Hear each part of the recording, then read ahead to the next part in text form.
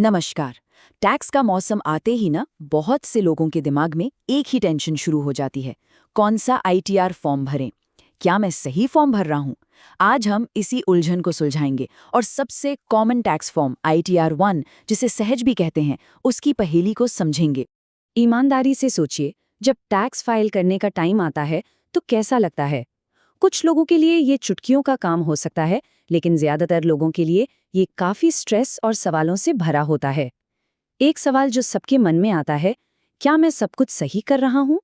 और देखिए, ये सिर्फ मन के सवाल नहीं है, ये वो असली सवाल है जो लोग सच में इंटरनेट पर खोज रहे हैं। ये सर्च साफ साफ दिखाते हैं कि सही आईटीआर फॉर्म चुनना कितना जरूरी और साथ ही कितना कंफ्यूजिंग हो सकता है। तो आज इन्हीं सब सवालों के सीधे और साफ जवाब मिलेंगे।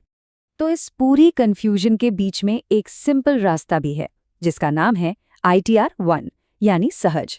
जैसा नाम है वैसा ही काम, इसे सिंपल रखने के लिए ही बनाया गया है। तो चलिए साथ मिलकर पता लगाते हैं कि क्या ये सहज रास्ता आपके लिए खुला है। ठीक है, तो अब सीधे मुद्दे पर आते हैं। हमारा पहला चेक पॉइंट सबसे बेसिक है। यहाँ हम दो सबसे जरूरी सवालों के जवाब जानेंगे। आईटीआर 1 कौन फाइल कर सकता है और कितनी इनकम तक फाइल कर सकता है।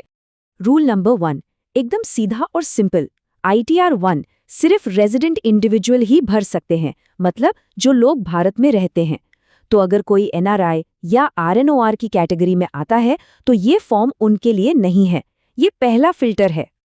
अब आता है दूसरा बड़ा नियम, पैसा। अगर आपकी टोटल सालाना इनकम, मतलब सभी सोर्सेस से मिलाकर 50 लाख रुपए या उससे कम है, तभी आप आगे बढ़ सकते हैं।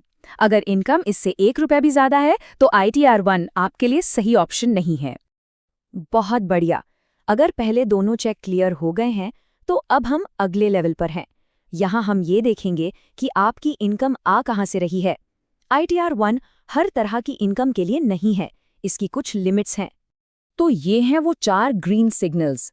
अगर इनकम सिर्फ इन सोर्सेस से आ रही है तो आप सही ट्रैक पर हैं। सैलरी या पेंशन, एक घर से आने वाला किराया, बैंक ब्याज जैसी चीजें, इन सब का हिसाब किताब काफी सीधा होता है। और सहज फॉर्म का मकसद ही यही है कि सिंपल फाइनेंशियल मामलों को आसानी से निपटाया जा सके। ओके, ग्रीन लाइट्स देख लें। अब बात करते हैं सबसे जरूरी चीज की, रेड फ्लैग्स की। ये वो इनकम या सिचुएशन है जो अगर आपके साथ हैं तो आप आईटीआर 1 बिल्कुल फाइल नहीं कर सकते, भले ही बाकी सारी शर्तें पूरी क्यों ना हो रही हों। पहला और सबसे बड़ा रेड फ्लैग, अगर आपकी कोई भी कमाई किसी बिजनेस या प्रोफेशन से होती है तो आप आईटीआर 1 नहीं भर सकते। क्यों? क्योंकि बिजनेस इनकम का मतलब है ढेर सारे खर्चे, प्रॉफिट लॉस, डेप्रिसिएशन, मतलब एक कॉम्प्लेक्स हिसाब किताब, जिसके लिए आईटीआर 3 या आईटीआर 4 जैसे डिटेल्ड फॉर्म्स बने हैं। दूसरा बड़ा नहीं, अगर आपने शेयर्स, म्यूचुअल फंड्स, कोई प्रॉपर्टी या फिर क्रिप्टो बेचकर कोई भी मुनाफा कमाया है, यानी कैपिटल गेन हुआ है, तो आईटीआर 1 आपके लिए नहीं है। वजह यह है कि कैपिटल गेन्स का अपना ही एक अलग खेल है। शॉर्ट टर्म, लॉन्ग टर्म, उनके टैक्स रेट्स जो सहज के दायरे से बाहर है। इस बात पर खास ध्यान देना है, आईटीआर 1 की लिमिट सिर्फ एक घर की प्रॉपर्टी तक है।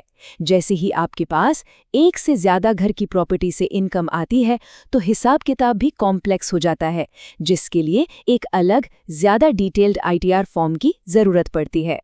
अगर आपकी कोई भी इनकम विदेश से आती है या विदेश में आपकी कोई प्रॉपर्टी है तो आप सीधे सीधे आईटीआर 1 के लिए डिस्क्वालीफाई हो जाते हैं। फॉरेन इनकम और एसेट्स पर टैक्स के नियम काफ़ी अलग और पेचीदा होते हैं, इसलिए उन्हें आईटीआर 1 जैसे सिंपल फॉर्म में हैंडल नहीं किया जा सकता। और हाँ, कुछ और ज़रूरी बातें। अगर आप किसी कंपनी में डायरेक्टर हैं या आपके पास किसी ऐसी कंपनी के शेयर्स हैं जो स्टॉक मार्केट पर लिस्टेड नहीं है, तो भी आप आईटीआर 1 फाइल नहीं कर सकते। ऐसा इसलिए क्योंकि इन सिचुएशंस में इनकम की रिपोर्टिंग के लिए कुछ स्पेशल जानकारी देनी पड़ती है जो इस सिंपल फॉर्म में होती ही नहीं है।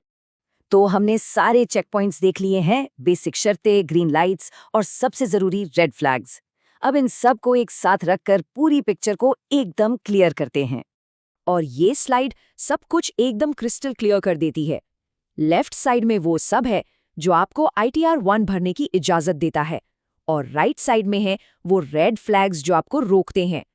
आप इसे एक फाइनल चेकलिस्ट की तरह देख सकते हैं। तो आखिर में सबसे ज़रूरी बात, सही फॉर्म चुनना सिर्फ कोई फॉर्मेलिटी नहीं है। गलत फॉर्म भरने से आपका रिटर्न रिजेक्ट हो सकता है या इनकम टैक्स डिपार्टमेंट से नोटिस भी आ सकता है। इसलिए ये जानना बहुत ज़रूरी है। तो आखिर में सवाल बस इतना सा है। इस पूरी जानकारी के बाद अब आप खुद से पूछ सकते हैं, क्या आपकी फाइनेंशियल लाइफ इतनी सिंपल है कि आप सहज रास्ते पर चल सके? उम्मीद है इस पूरी बातचीत से आपको अपना जवाब ढूंढने में थोड़ी आसानी हुई होगी।